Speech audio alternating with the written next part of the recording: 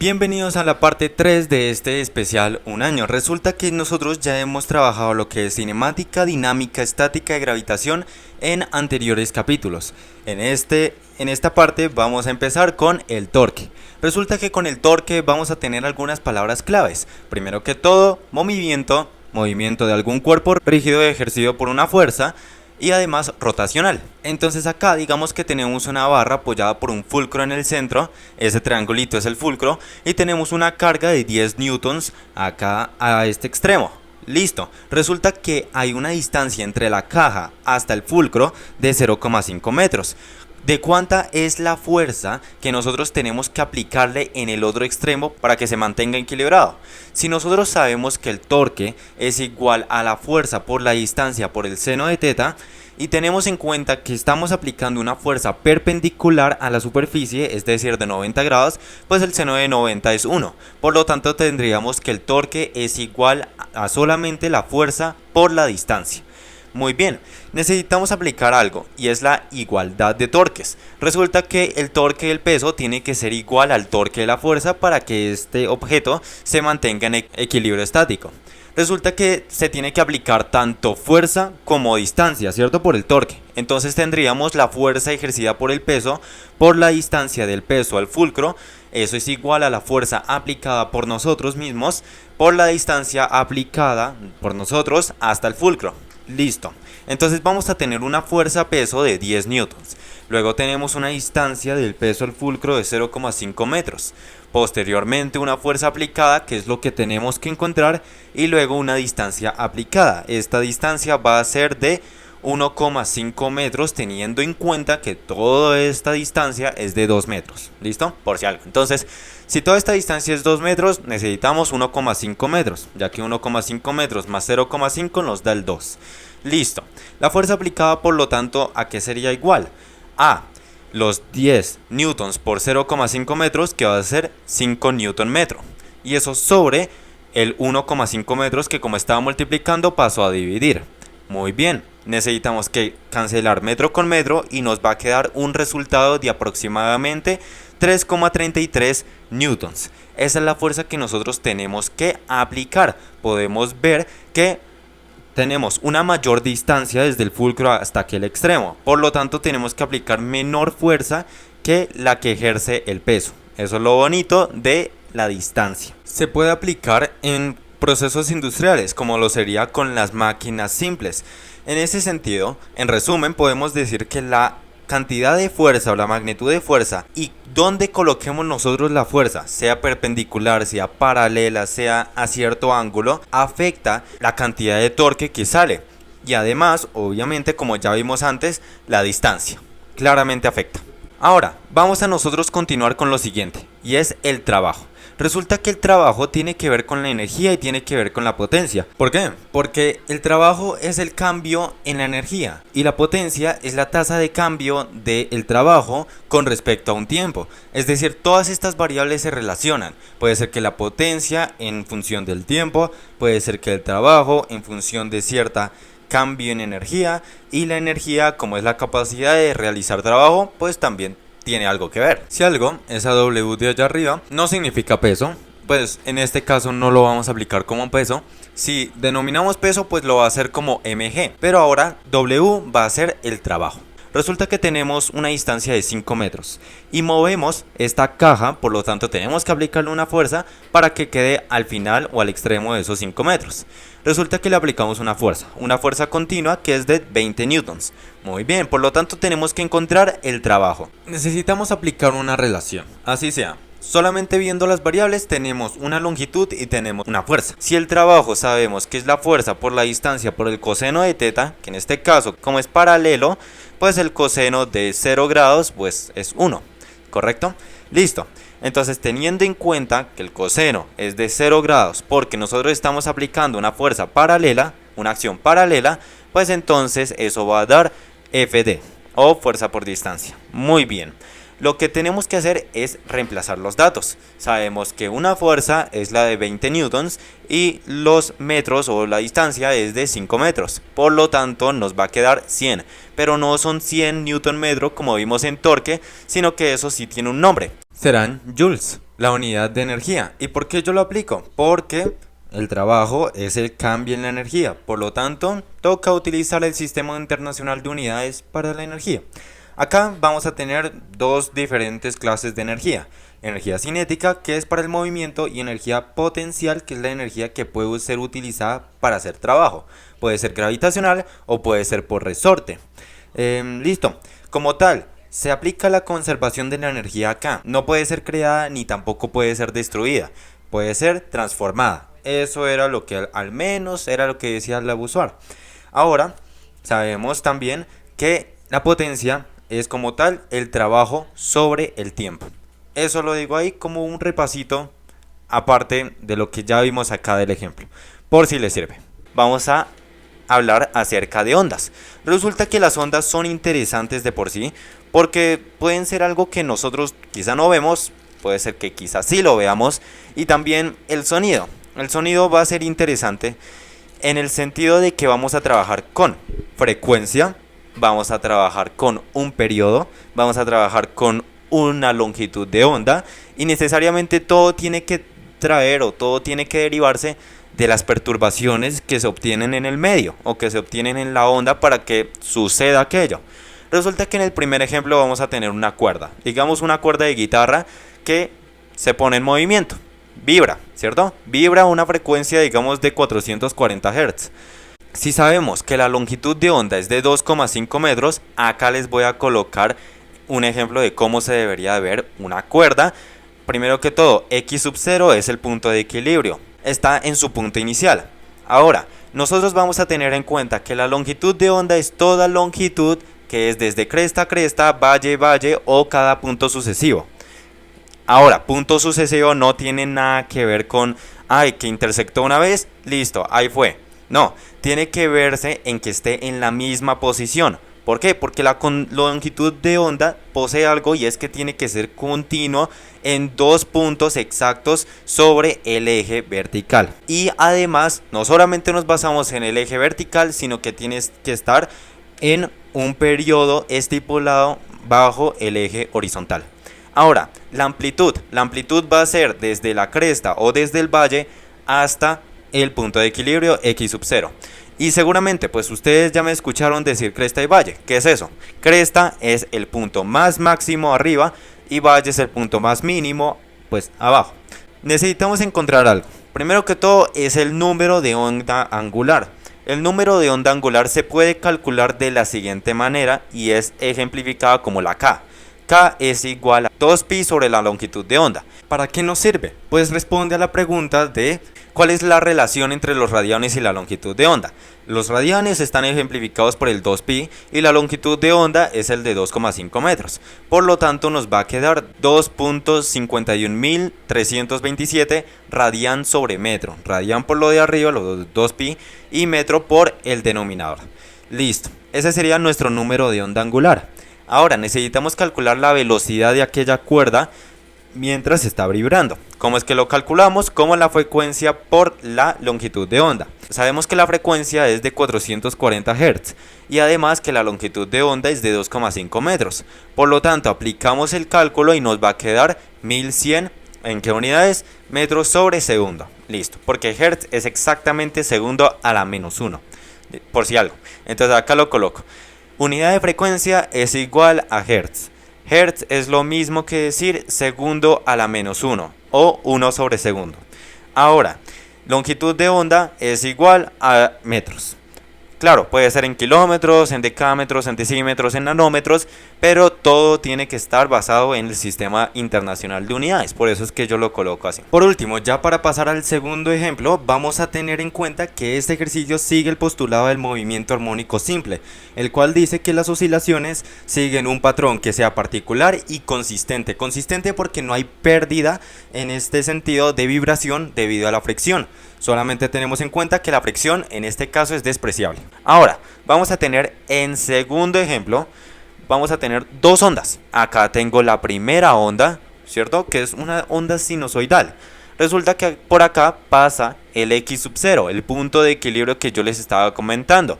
Como tal, cuando la onda permanece en su posición inicial y no ha llevado a cabo ningún desplazamiento. Ahora vamos a tener una longitud de onda de 2 metros y una amplitud de 0,1 metros entre la cresta y el punto de equilibrio. Resulta que acá voy a colocar la segunda onda.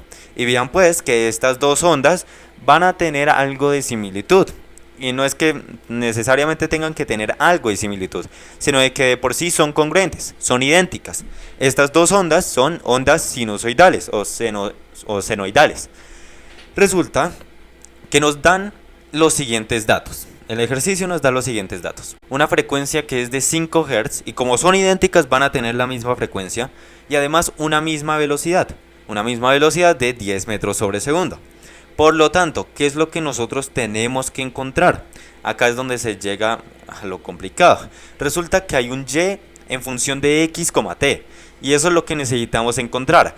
X o la posición con respecto al tiempo y también lo tenemos que colocar dependiente de la variable y.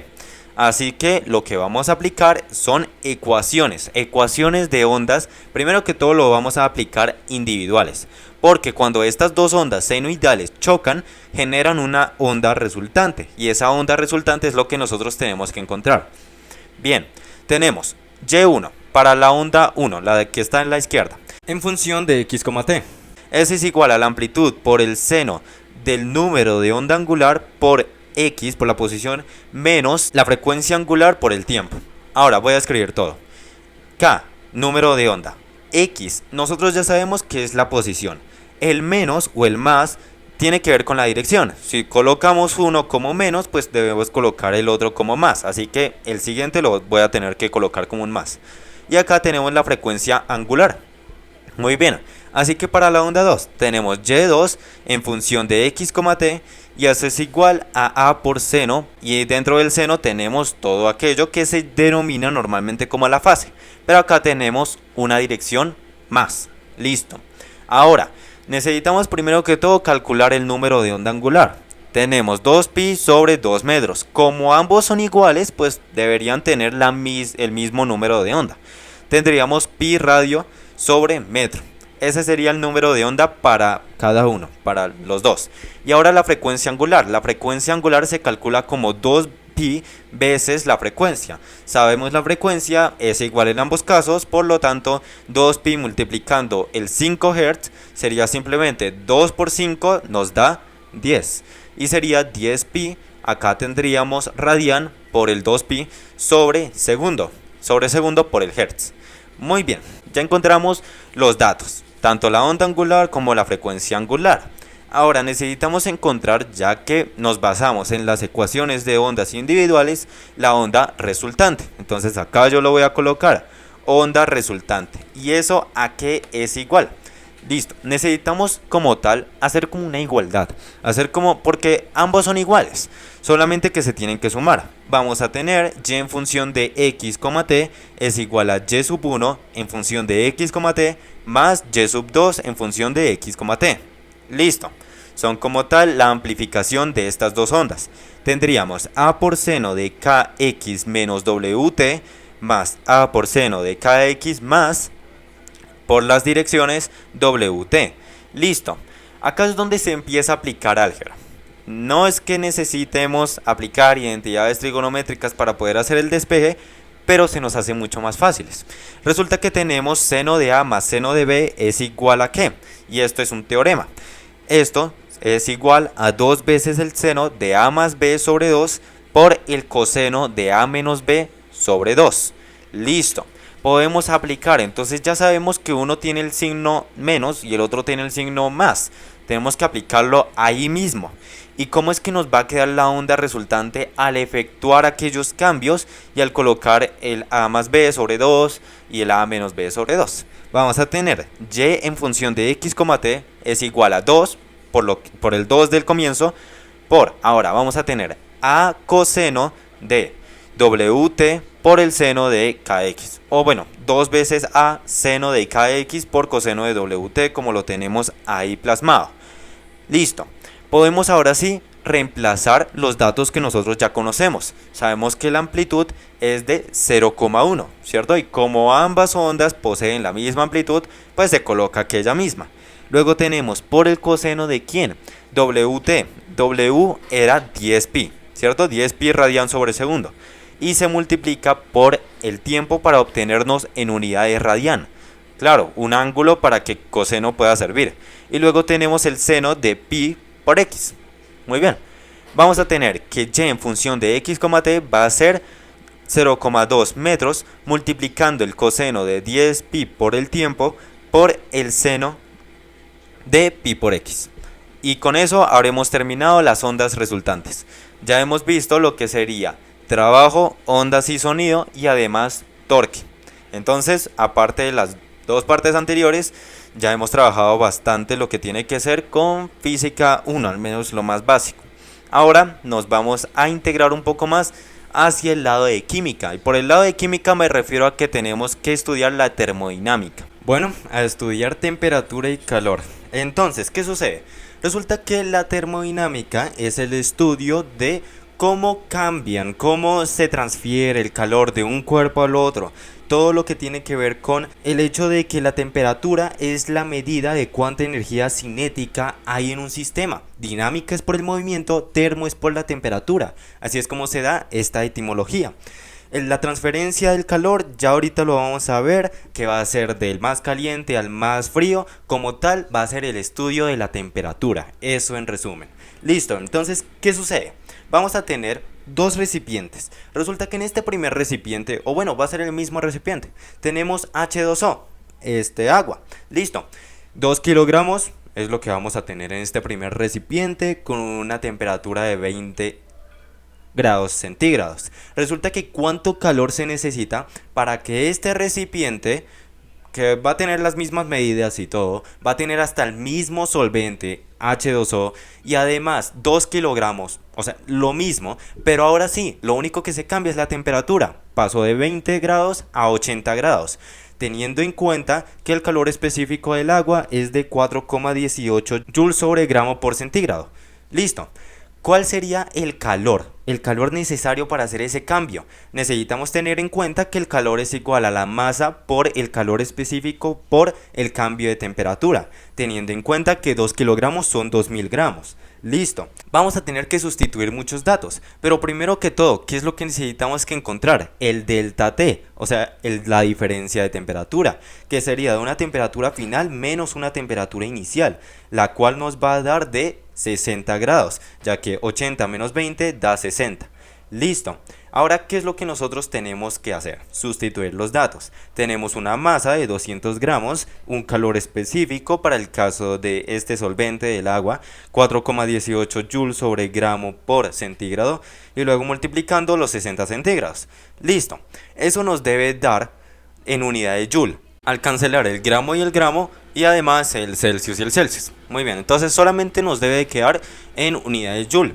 Calor, trabajo, están en joule, ¿cierto? Son formas de energía, son manifestaciones de energía. Por lo tanto, nos va a dar un valor de 501.600 joules.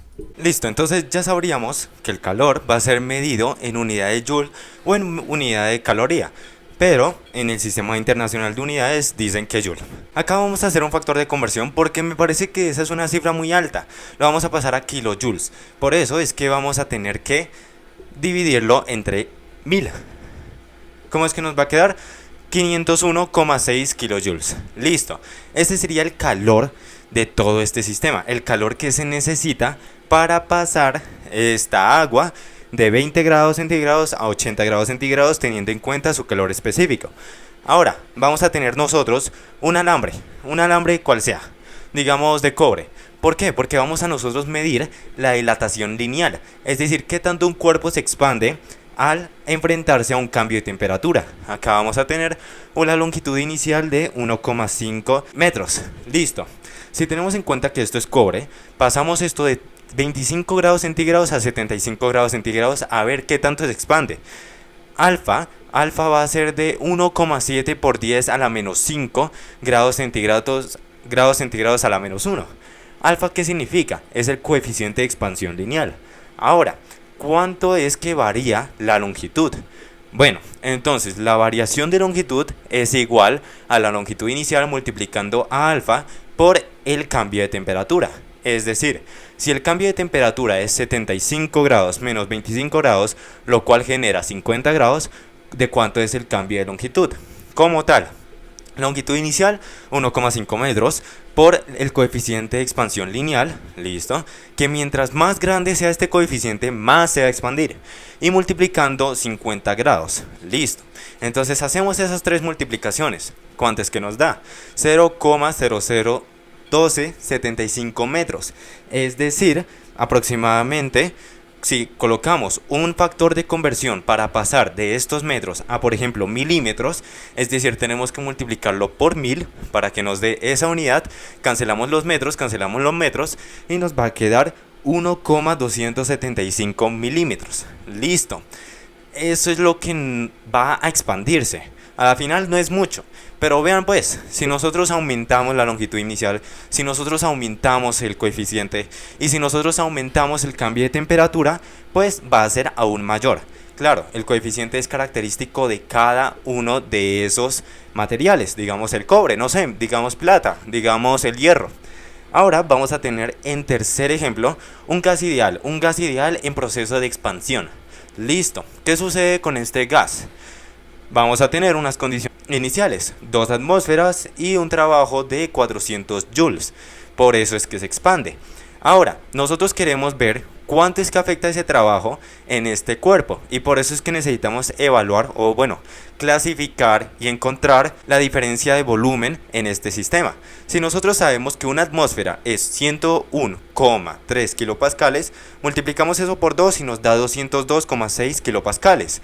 Listo, entonces el cambio en volumen va a ser igual a ¿qué? Si el trabajo es igual a la presión por el cambio de volumen, despejamos para el cambio de volumen. Pasamos la presión al otro lado a dividir y ¿qué nos va a quedar? Va a ser igual a el trabajo sobre la presión. Listo, entonces 400 joules sobre 202,6 kilopascales.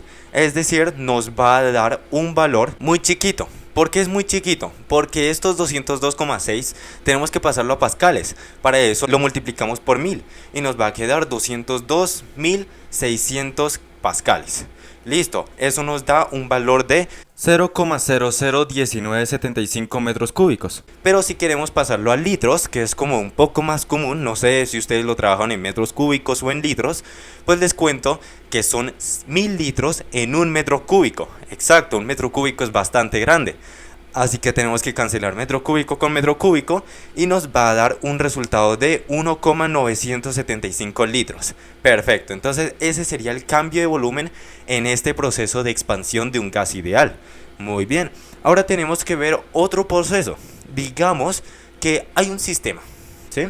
Hay un sistema que está pasando por unos problemitas. ¿Cuáles son estos problemitas? Que se le entra un calor de 500 joules, digamos, y le sale un trabajo de 200 joules. Y bueno, ni siquiera es que refleje algo que sea malo. En ese sentido, tenemos acá una máquina de calor, que lo que hace es trabajar y pasar de energía termal a una energía mecánica. Eso es lo que se busca. ¿Cómo? Entonces acá vamos a preguntarnos por el cambio en la energía interna del sistema. Vamos a tener que para cualquier sistema cerrado aplica la primera ley de termodinámica, la cual dice que el cambio de energía interna del sistema es igual al calor menos el trabajo. Muy bien, entonces, si el calor es mayor a cero, el cual podemos ver acá, el calor está transferido hacia el sistema. Si fuese menor a cero, el calor se transfiere por fuera. Ahora, si nosotros tenemos en cuenta que el trabajo es mayor a cero, entonces el trabajo está hecho por el sistema.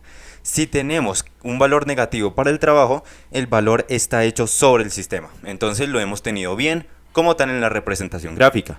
Y para el cambio de energía interna del sistema, eso va a ser igual a 500 joules menos 200 joules, lo cual nos da 300 joules. Perfecto, entonces así es como queda. Ahora, necesitamos evidenciar algo más. Y es que ya sabemos cómo pasar de unos 20 grados a unos 80 grados, ¿cierto? De lo que habíamos visto antes. Ahora vamos a trabajar con ello, pero aplicado a cierto contexto. Digamos que acá tenemos hielo, que sería el agua en estado de agregación sólido. Y acá tenemos un recipiente, el cual contenga esa agua líquida H2O. Listo. Resulta que ambos son de 2 kilogramos. Ahora, ¿qué sucede? Tenemos 0 grados centígrados en el primero y 0 grados Celsius también en el segundo. ¿Qué sucede acá? Ni siquiera hubo un cambio de temperatura. Necesitamos que evaluar es el cambio de S, o lo que sería entropía. Listo. ¿Qué sería entonces la entropía? Resulta que la entropía es el desorden inherente de un sistema. Mientras mayor sea la entropía, mayor va a ser el desorden de aquel sistema.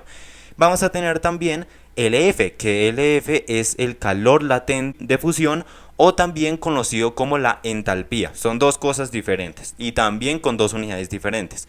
Vamos a tener 334 kilojoules sobre kilogramo para este caso. Muy bien. Resulta que el calor absorbido por aquel sistema, el calor que se necesita como tal, el que absorbe, es igual a la masa por el calor latente de fusión. Listo, entonces sustituimos los datos. Bueno, ¿y eso como para qué nos sirve? Para encontrar como tal el calor. El calor latente refleja aquel que se necesita para pasar, en este caso, de un estado sólido a un estado líquido. Acá cuando yo sustituyo el dato para la entalpía me va a quedar como 334.000 joules. ¿Por qué hice eso? Porque 334 kilojoules son 334.000 joules. Listo. Ahora, el calor absorbido nos da igual a lo siguiente, a 668.000 joules, ¿cierto? Se cancela el kilogramo. Muy bien. ¿Qué sucede acá? Encontramos un calor absorbido, pero necesitamos la entropía. Para eso podemos dividir el calor absorbido sobre el T. T es la temperatura. Y no va a ser la temperatura en grados centígrados, porque la entropía no se calcula con grados centígrados, se calcula es con Kelvin. Entonces lo pasamos a Kelvin, significa que tenemos que sumarle 273,15 y eso nos va a quedar 273,15 Kelvin, ya que nuestra temperatura era de 0 grados. Ahora, la entropía va a ser por lo tanto 668.000 joules sobre los 273,15 Kelvin. Eso nos da igual a 2445,54 joules sobre Kelvin. Listo, esa sería la entropía. Quiero también decirles que la entropía de un gas es mayor que la entropía líquida y es mayor que la entropía sólida. Si la entropía de un sistema desciende, significa que la entropía del universo incrementa, porque tiene que compensarlo. Ahora, sexto ejemplo, vamos a tener una industria. Por eso es que coloco yo el logo ahí como de industria, como de maquinaria, y en esto entran unos 1000 joules de calor y salen unos 600 joules de calor. ¿A dónde? Hacia una fuente fría. Lo que nosotros tenemos que evaluar es lo siguiente. Y tenemos que evaluar específicamente es la eficiencia del sistema. Muy bien, entonces acá yo coloco QA y QR. ¿Listo? QA por el calor que se obtiene de la fuente caliente y QR la que se dirige hacia la fuente fría. Ahora, necesitamos calcular la eficiencia como ya dije anteriormente. La eficiencia, colocado con esta N, es igual al trabajo sobre el calor desde una fuente caliente. Listo, entonces el trabajo se puede calcular como QA menos QR. Y si tenemos abajo un QA, podemos sustituir los datos. Pero acá sucede algo, y es que podemos multiplicar por 100 para obtener la eficiencia en porcentajes, que sería lo bueno, que sería lo mejor. Entonces acá vamos a tener 1000 joules menos 600 joules sobre 1000 joules. Listo. Arriba, ¿qué es lo que nos va a quedar? Primero que todo, podemos hacer un despeje. Entonces acá quitamos dos ceros, acá quitamos dos ceros. Por lo tanto, nos va a quedar 400 joules en el numerador sobre 10 joules en el denominador. Es decir, podemos ahora sí cancelar 0 y joule, y 0 y joule. Listo, por lo tanto nos quedó una eficiencia de 40%. Ve, pues la eficiencia ideal para una máquina de Carnot. Perfecto. Ahora, ¿qué sucede? Eso sí, no va a haber ninguna eficiencia que sea perfecta. Perfecta en el sentido de que vayamos a tener un 100%. Siempre se va a perder algo por temas de fricción o por temas de radiación a calor. Ahora, vamos a tener un proceso adiabático. ¿Un proceso adiabático de qué? De compresión. Entonces, ¿qué sucede con los procesos adiabáticos?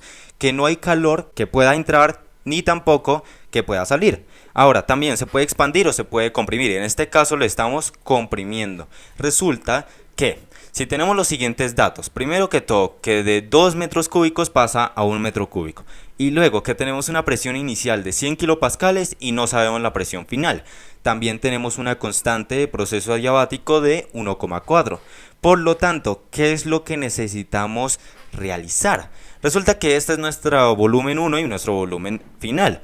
Ahora, podemos aplicar la siguiente fórmula. P1V1 a la constante adiabática es igual a P2V2 a la constante adiabática, o bueno, gamma.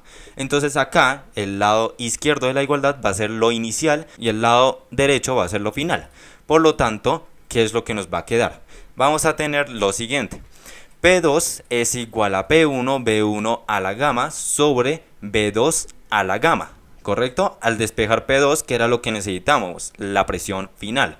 Entonces listo, esto lo pasamos acá abajo y ahora sustituimos todos los datos. Sabemos nosotros que serían 100 kilopascales multiplicando ¿quién? Y acá podemos hacer algo algebraico. Resulta que esto de acá puede estar en paréntesis, esto también, y solamente aplica un gamma en toda esta fracción. Es decir, este se quita por ley de exponentes.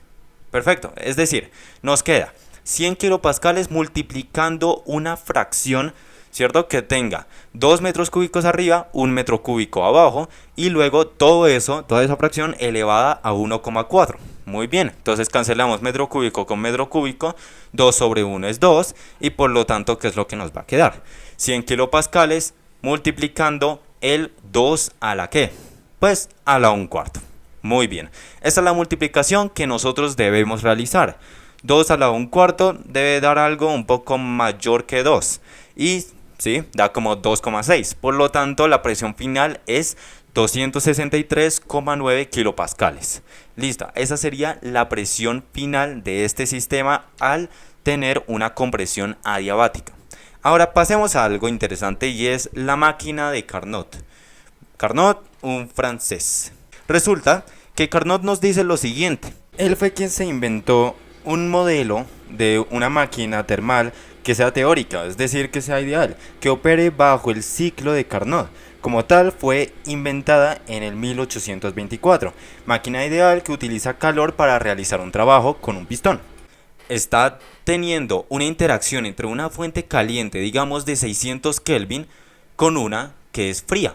Y esa fría, bajémosle un poquito, digamos que es de unos 300 Kelvin. Listo. Ahora, si nosotros sabemos cuál es el trabajo, 1200 joules, necesitamos que calcular QA, o el calor absorbido, ¿cierto?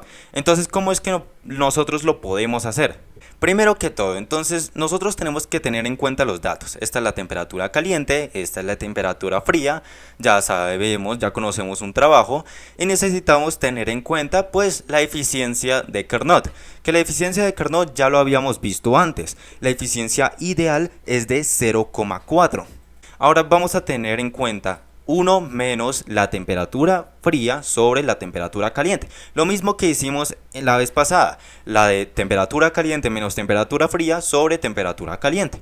Pero pues temperatura caliente sobre temperatura caliente es 1, por lo tanto yo coloco ahí el 1.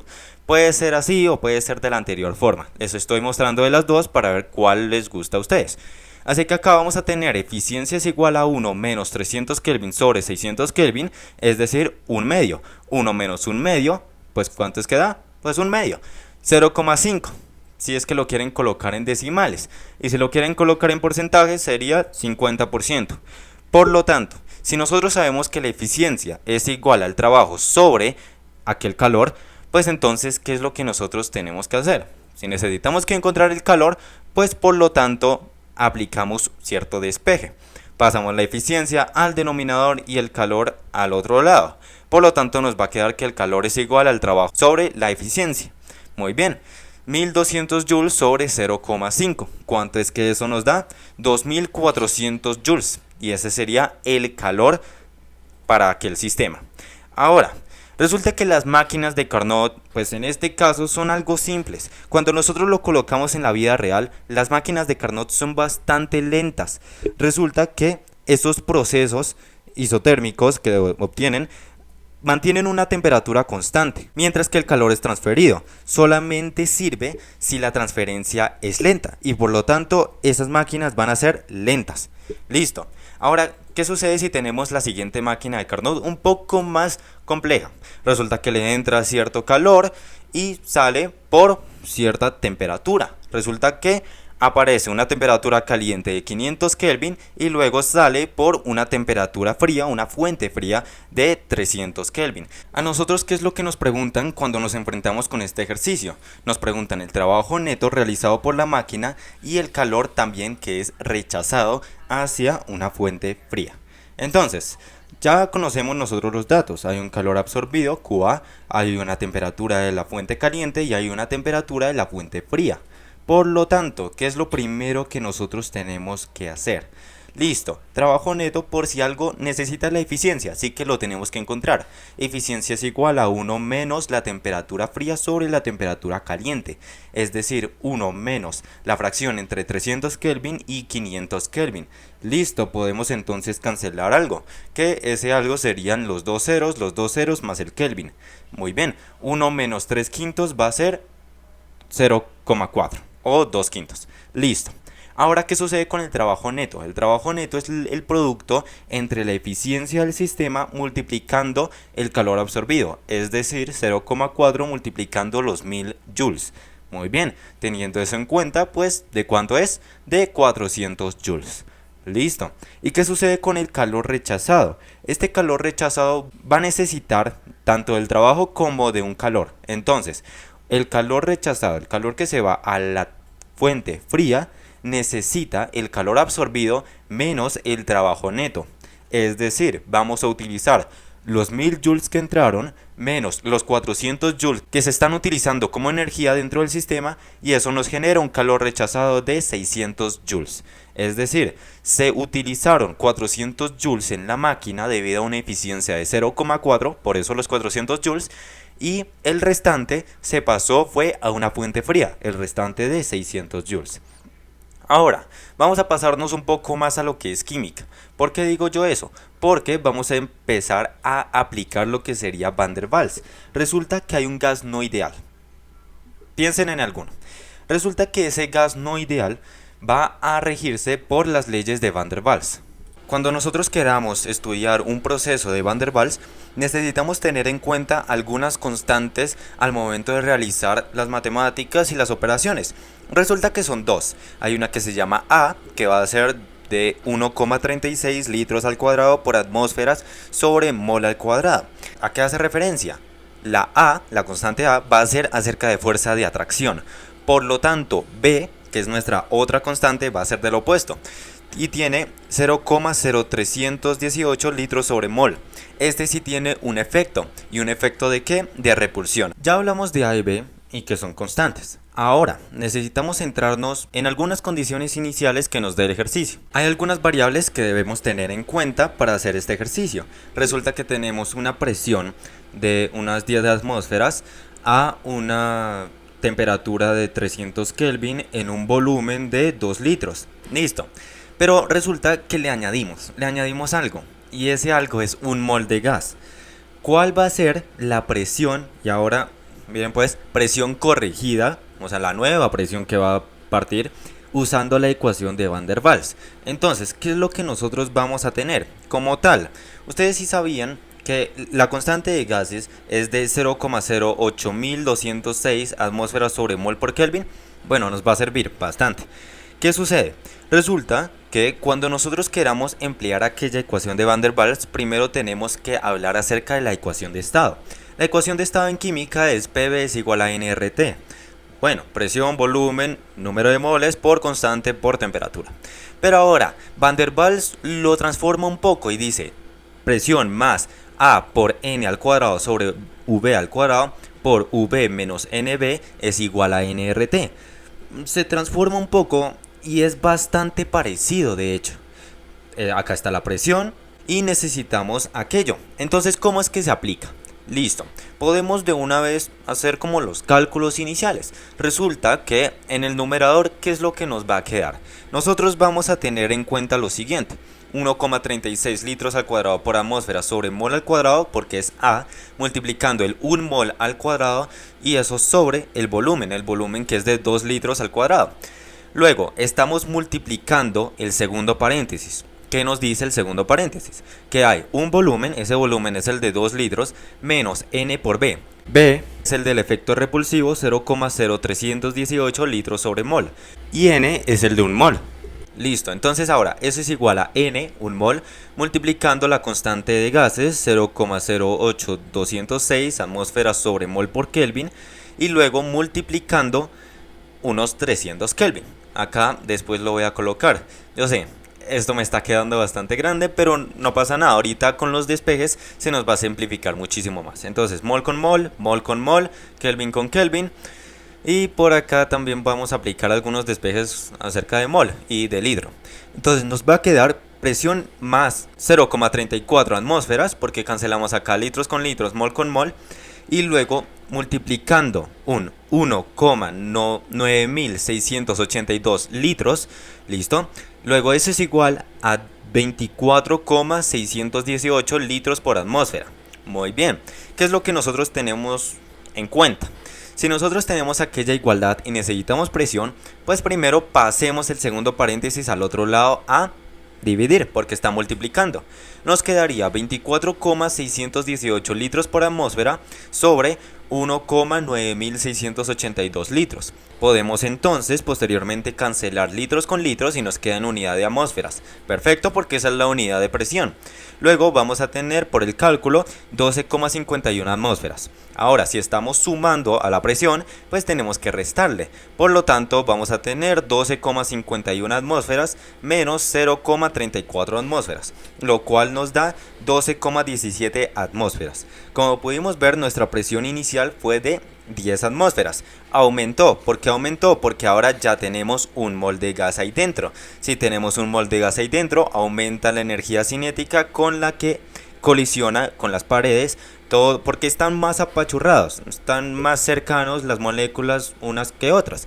Entonces por eso es que se aumenta lo que sería la presión. Y habiendo dicho eso, terminamos ya todo lo que tiene que ver con cinética, dinámica, estática, gravitación, torque, trabajo, ondas, termodinámica. Ahora nos falta es electrodinámica y fluidos. Eso lo vamos a ver en el siguiente video, aparte de óptica y mecánica cuántica. Entonces, habiendo dicho eso, muchísimas gracias por ver esta parte 3 del especial un año y los espero en el siguiente video, parte 4. Acá arriba se los dejo, en comentarios alguna duda como siempre y los veo en la próxima clase.